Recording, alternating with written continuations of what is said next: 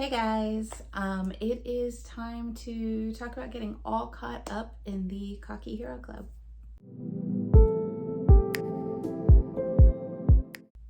Hey guys, if you are new to my channel, welcome to The Book Path. I'm Nicole, and if this isn't your first rodeo, thanks for sticking around. As you can see, same outfit from our Every Romanticity Challenge. We are kind of multi-filming today, but we are all caught up in our Cocky Hero book club. As you know, this was kind of a world that was created by Penelope Ward and V. Keelan, I believe. And they had written like the first 5 or 6 books to create this kind of world. And then after that, a bunch of other authors have kind of added to it with their own, they're standalone books, but they're influenced by the kind of canon 5 or 6 written that were the original books. And so you will see certain characters from those 5 or 6 books make their appearances in all of these kind of spin-offs. And we had been choosing, or I had been choosing, I don't know how many of you guys were participating as well, but I had been choosing 1 book per month for this kind of club world, you know, whatever you want to call it, because there are a vast amount in this kind of club. And so we had gotten a little sidetracked with some other reading challenges, and we were, you know, a few books behind. And I think at the beginning of December, we were 4 books behind. So we got caught up last week, and it is time to dive a little bit into these ones and rate them, see how they were, and go to it. So up first, I ended up reading Secret Keeper by Christopher Harlan. This one I ended up giving, I think it was 4 stars. It was really good. I really liked the main male character, Dylan. He's kind of like from the streets type of boy, went into military, wants to, you know, he's got that full entrepreneurial spirit. He becomes a assistant to Graham from, I believe it is Stuck Up Suit, one of the canon books, which was fun seeing him and Soraya again. I believe it, yes, it was Soraya. And he kind of like knows all the secrets of the elites that live in this apartment building of his. He kind of assists them in various ways in getting things done. And what happens is this new couple is moving in. It is a guy who's basically going to become a billionaire through kind of an app, like a social media type app. And his fiance, I think her name was Penelope, I cannot remember. But she's supposed to be absolutely stunningly beautiful. And Dylan just like looks at her and like wants her immediately. But obviously he knows he's got to like stay in his place. You end up also finding out that the kind of billionaire fiance is pretty much good for nothing, and he was cheating on her and he got the girl pregnant. And so right away there's like drama going on, and she has automatically kind of felt something for Dylan as well. So right off the bat, it kind of pulled me in because you just had so much going on, and his flirty, like kind of commanding personality just kind of won me over. And then hers I liked because it was kind of one of those, she knew she was in this situation that she didn't really want to be in, but it was kind of like she's doing it to take care of her family and kind of doing through because she's, you know, she's kind of given her word. So she's trying to follow through on that. Even though her heart's really kind of not in it anymore. And when this kind of outfall with the pregnant mistress happens, it's kind of her way out, and she's trying to get out, and the, of course, billionaire fiance does not want to let go, and threats are being made. And now Dylan is kind of in the spot to figure out what he's gonna do. Does he want to be with this you know, woman that he's like falling for really quickly, and protect her, or does he want to you know, is he gonna realize, oh, this is nothing, this is just a fling, and I can't throw out this like big pay job that I can possibly have because while he is the assistant for Graham is moving and basically letting him go, and he's possibly getting hired by none other than the girl's billionaire fiance. So it's kind of one of those like just he might be working for the guy while falling in love with his fiance, ex-fiance, fiance, ex-fiance, it's one of those. So there was like obviously a lot of tension, a lot of, kind of high risk what's going on. And you find out in the backdrop all these other characters, including the mistress. There's more to them than meets the eye, and how they fit in to the possible takedown of this billionaire. So I really did enjoy that. The reason why I gave it 4 stars was the when that kind of takedown, spoilers, I guess, but if you read these, what's going to kind of happen, because these all have happily ever after endings.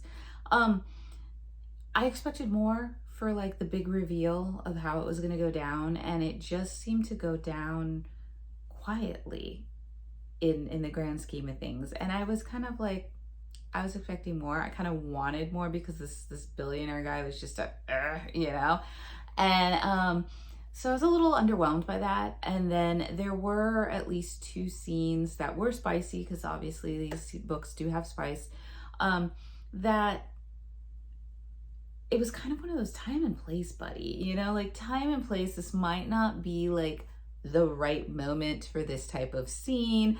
I think that if I was, if I had been in these situations, I'm like, this is not exactly the time where I want to be like getting it on with somebody. So it was just a little time and place where it was like, I don't want to say off-putting, but it was a little kind of like, okay, we're gonna go here. So that kind of threw me a little bit. But other than that, I thought it was really well done. I did enjoy it. I liked the tension. I liked that you had these 2 characters really trying to like analyze their feelings and what they want from life, and trying to plan through it and get through it. I felt that was a little bit more realistic. So I did give that one 4 stars, and enjoyed it. So okay, so next up we ended up picking up Merciless King by Ellie Jean. This one I ended up DNFing pretty early on. I want to say like within the first few chapters. I was not a fan of the writing style. It just felt boxy, if that was a word. Like there didn't really feel to be much of a flow to it. The main character, Chuck, he's like this fighter of sorts, and I mean, I know in the book, in the blurb, it says he's cocky and arrogant and the best boxer, and he is, but it's like really in your face kind of aggressiveness about it, which was really kind of off-putting. And he's just acting kind of like he's just kind of acting like a jerk in the first like the first few scenes. And then he goes off to a club, and he sees like the main love interest, the girl, and the way she was acting, it was just really kind of off-putting, the interactions between them, and I wasn't jiving with it at all. And I was just like, they're rubbing me the wrong way. And then I ended up finding out, because I was like going back through, and I ended up finding out that the author of Merciless King was inspired by the book Playboy Pilot, which is one of the original 5 or 6. That was the only book of the original canon books for Cocky Hero Club that I DNF'd, because I could not stand the 2 main characters in that really early on. So once I found that out, and I wasn't driving with these characters or the writing style in this, it made sense of why I wasn't really liking it, especially when I'm like, oh, you were influenced by the book I didn't like? Yeah. So really quickly on, I ended up DNFing this one. It just wasn't for me, writing style. Like I said, it felt kind of choppy. It felt, there wasn't a full flow to it. It just felt like a really cocky, arrogant, jerk of a guy going to a club to go hit on his, girl. And then there's going to be this love story out of him. And she was just kind of right back ready to be like, hey, yeah, take me. And it was just, like I said, it was just off-putting, and I didn't like it. So, not for me, might be for somebody else, but we went ahead and DNF'd that one. So the next step, I ended up picking up Cocky Protector by Kat Mizera. This one went a lot better. We didn't DNF. This one I ended up giving 3 stars. You basically had a guy who was in his, I want to say mid to late 20s, and he goes to this party where he meets his old commanding officer. And he is told by the commanding officer, to entertain his daughter, basically. And his daughter is 21 at the time, and she's really, really innocent and naive. Her mother kind of like orchestrates everything for her. And at this party, they have a little bit of a conversation where you find out that the daughter she wants to break away. She wants to, kind of be free, but she still kind of has that naive, sense about her. She's never been kissed, and so forth. And so he, is talking to her, and she says, I want you to be my first kiss. So they kind of sneak away at this party, and they have this like explosive kiss that, they walk away from, because he tells her, I have to go away on assignment. I don't know what's going on or if I'll even come back. So I'm not the one that you're gonna, want in your future. So 10 years have basically gone by, and neither of them can forget that kiss, because it was just that good. Yeah, I mean, it would have had to have been pretty good, you know what I mean? But they never get over it, and he is kind of in contention with his job with, I think it's the CIA, and he's thinking about leaving and doing something else. He has a friend who is a royal leader of another country, and he's, kind of in contention over some things going on with them. He's told to kind of spy on them, and while he's doing that, the mother of the girl comes in. I think her name is Shannon. Yep. The mother of Shannon comes in and calls him and says that Shannon is basically being stalked, and he needs to go over there and check on her and, see what's going on, because, her late husband trusted him so much that she didn't know who else to call. So, of course, he goes over and he is checking on Shannon, and obviously the feelings haven't gone away for either of them. And they're kind of having this romance over this possible like stalker situation that's going on. For me, the reason why I got it 3 stars is it wasn't a bad story. It just was very predictable. And it just felt kind of like basic in personalities and kind of what was going on for them. I did like the fact that Chance and Aubrey from Cocky Bastard made their way into this, which was because they are my favorite couple, I think, out of everything other than oh gosh, it's not Stuck Up Suit, it's one of the other ones got me good, but Chance, I love the personality of Chance and Aubrey. So and of course, the goat. So I liked it. It fit, everything fit.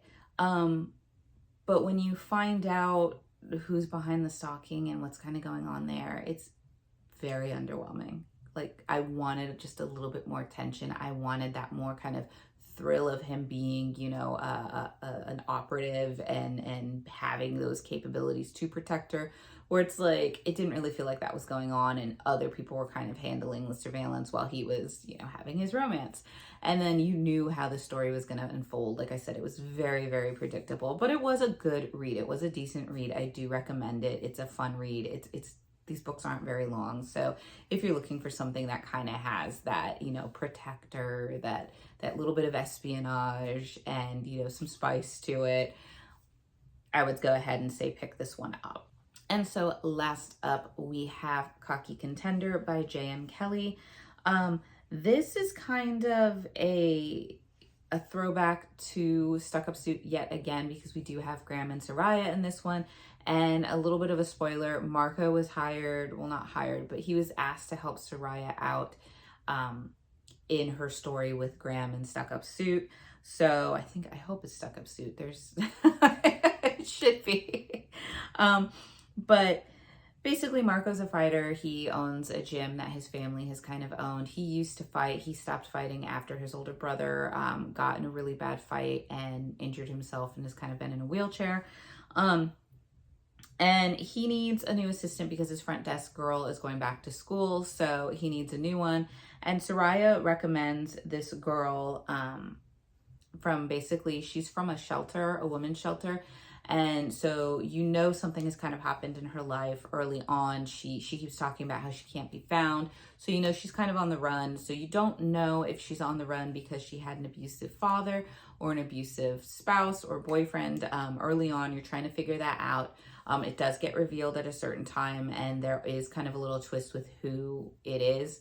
But obviously, you have this kind of budding romance between her and Marco, because Marco notices that there's something wrong, and he wants to be around with her, and he wants to be with her and protect her. But at the same time, she doesn't want to get him involved, and she's kind of still looking over her shoulder, and she never knows if she can really invest in that kind of long-term committed relationship with someone when she herself feels like she has to be on the run.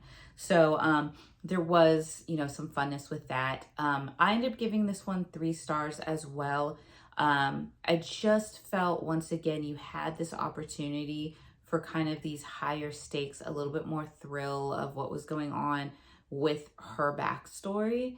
And then when it did come to the pinnacle moment of dealing with her backstory, I wanted a little bit more. And the results of how that happened, I was just kind of like, why did it have to happen that way? And I didn't really like that type of ending for that specific circumstance.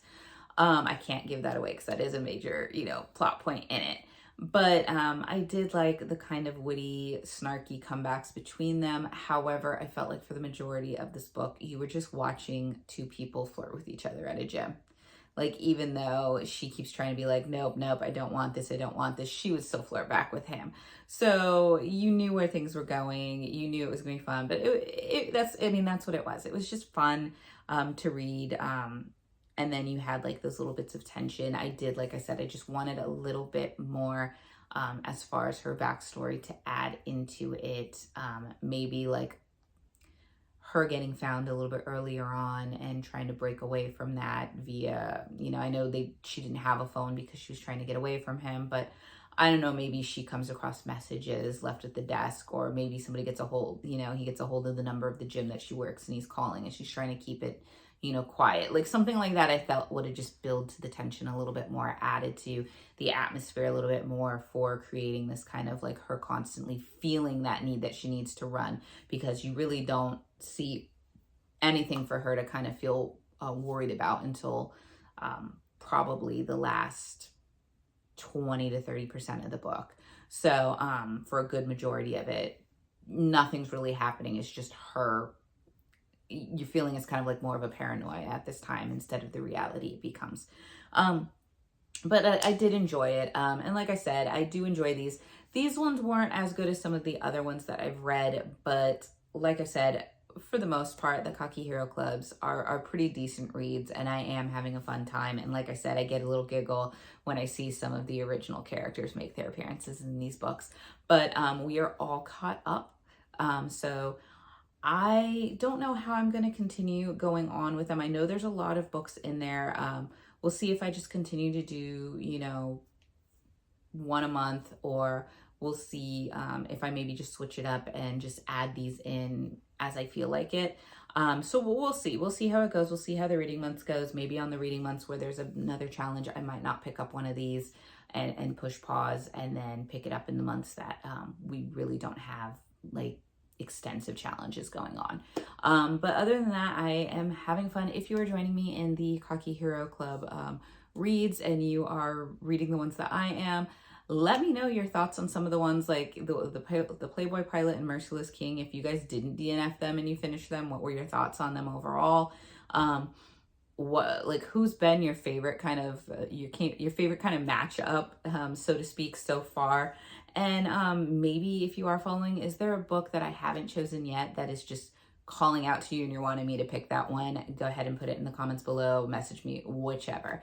But other than that, once again, it is Christmas season, it is holiday season, Hanukkah season, Kwanzaa season, whichever one you participate in, or, if you do something like Yule or Las Posadas. I know that there's a lot of different, holiday celebrations going on this time. I know it's a very stressful time for many, especially if you're parents and you've got the school stuff going on too. So just remind yourself, take care of yourself, take a deep breath, get yourself a little treat every now and then to get you through it.